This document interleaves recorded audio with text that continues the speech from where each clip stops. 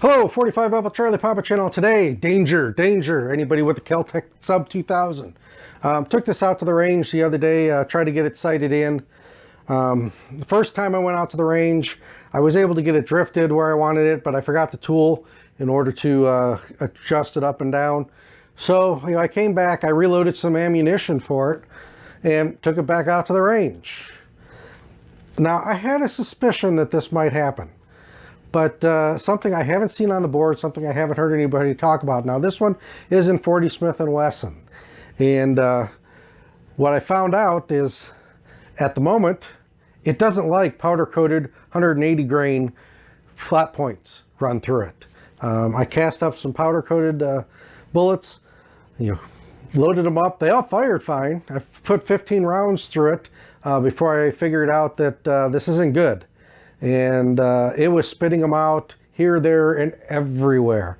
Let's go to the reloading room and I'll show you the target, but they were tumbling out of this thing bad. Okay, we're here in the reloading room, and what I've done here is I've got some ladder loads set up, some stuff I'm going to try out to see if I can't get any better results with some of the cast bullets that I used and some of the other plated bullets and other bullets that I have. The original load was 6 grains of auto comp. These are the 180 grain bullets, powder coated bullets I was using. And after 15 rounds, I had 4, 5, 6 on paper. Beautiful profiles of the bullet going through there. Now this is at 25 yards. So as you can see, it really did not like these powder coated bullets. Now I pulled the bullets to check them. They were 401. I was using a Lee factory crimp die, and when I pulled them, they were at 400. Now supposedly powder coat, you can use them like jacketed, and it's supposed to work. Unfortunately, the grooves in the sub 2000 are not very deep. They remind me a lot of 22 rifle grooves, so they're kind of a micro grooved barrel. We'll see what happens with that. Now I was able to go out and get this sighted in. I had some 165 grain Winchester white box at 20 yards standing. I'll get the target here. You see we were getting some pretty decent groups once I got it sighted in. Again, this is standing at 20 yards, no support. So, not too bad. It was shooting pretty good. I really like those 165 grain full metal jacket bullets. But I like to shoot cast through my guns. I like to be able to shoot cast. It makes it a lot cheaper to fire. And I like it when I can shoot cast because if it ever hits the fan and I need to use this as a bug out rifle, it's nice to have a rifle that will take multiple types of ammunition that's not necessarily picky on what it wants to eat. Now, what I did, original load, was 6 grains auto comp, 180 grain powder coated cast bullet. Nice little flat nose here. Was crimped with like I said, the Lee factory crimp die, and they were tumbling out very badly. Now, you may ask, well, how do powder coated bullets tumble? Well, yeah, they can, I guess. If I look at the top of this target, these are 38 special powder coated coming out of my Rossi, also with an 18-inch barrel. So, these were stabilizing just fine. I wasn't having any tumbling issues coming out of the Rossi with a powder coated bullet. So, there's a couple reasons bullets will tumble. I know the powder coating is supposed to be slicker than lead. It's also slicker than full metal jackets, so they might be just jumping over those lands and grooves. It might also be, there are some times when you have bullets that are too heavy for the gun, and if they're too heavy and the rifling isn't substantial enough for them, or the twist rate isn't right, they will jump over those lands and grooves because they're so heavy, those lands and grooves won't engage in it and spin the bullet. So we're going to find out.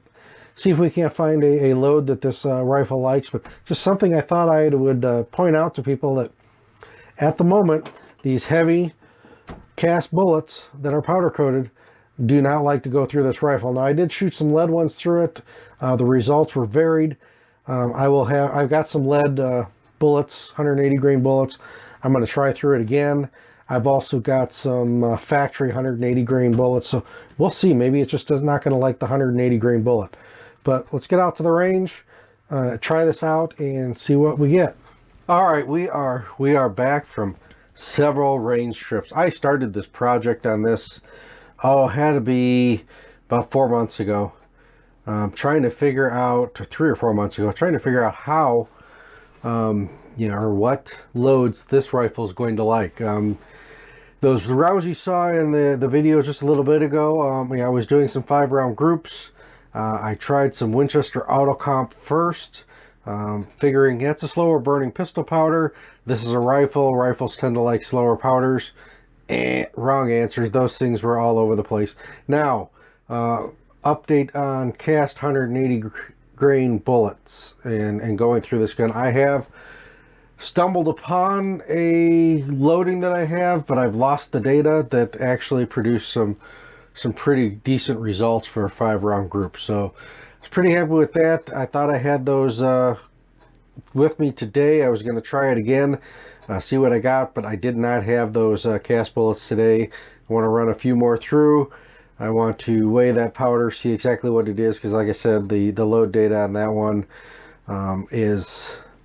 it's in my book, but I'm not 100%. The bullets got mixed up in some cases, and I'm not 100% sure what it is. But I will be researching into this one. But that's the best group. That's the anomaly of the whole this whole ordeal of trying to find what this rifle likes. That was a pretty decent group at 25 yards. Otherwise, please forgive these next targets. They're part of a experiment that I'm working on. These were just kind of phase 1. I wanted to try something. It wasn't necessarily working out, but these targets are kind of crude and they are homemade. But for the most part, the kind of groups I was getting at 25 yards with most of the loading is something like this. Very unacceptable. At 25 yards, I should be able to put more rounds in one area than just spread out like this. I mean, this is more of a yard sale than anything else. And to kind of give you an idea of the problems I'm having with this, I shot this group, 10-round group.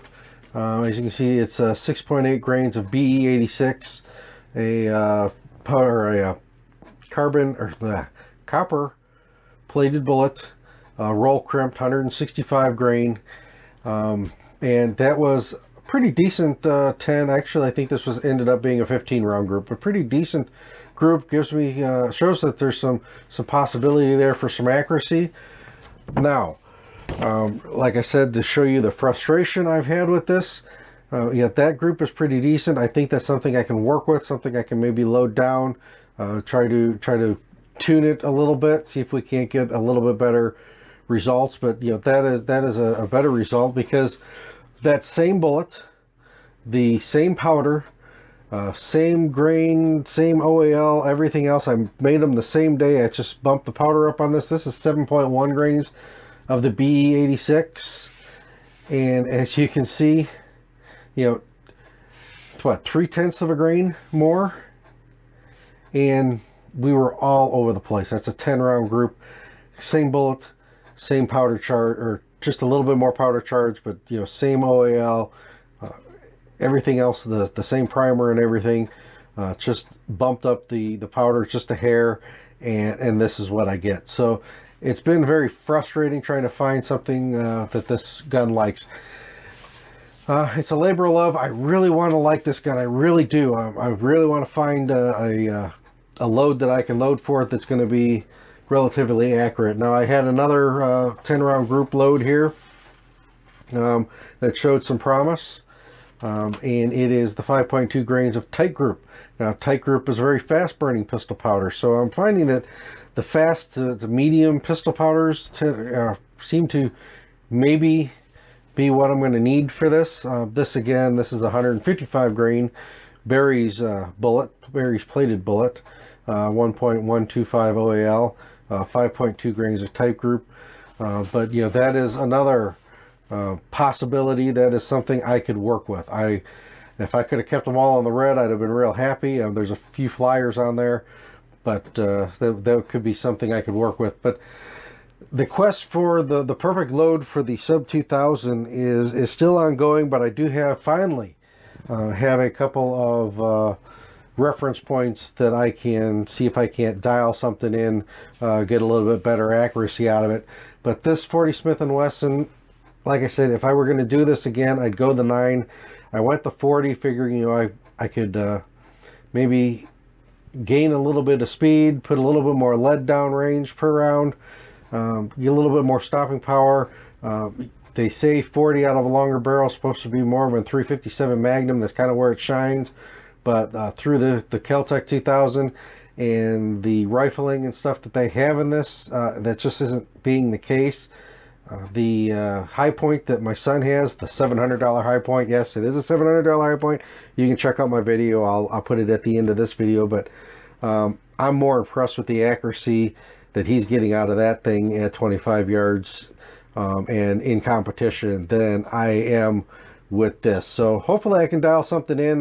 When I get something dialed in, I will repost and kind of update. But I wanted to give you an update of where the quest is on trying to find a load that the Kel Tec sub 2000 likes. What's going to work through it is being very, very, very finicky on ammo, and you know, as it's going to be a nice plinker. Once I get a load set up, it would be a good gun, you know, out in the bush or truck gun, but you got to have what it likes. And as for a you know, poop hit the fan gun and stuff being very hard to get or unavailable, I'm not impressed. I don't really like the fact that you know, it's real picky on ammo, and I've got to figure out what it likes. But this is 45 Alpha Charlie Papa, and I'm out.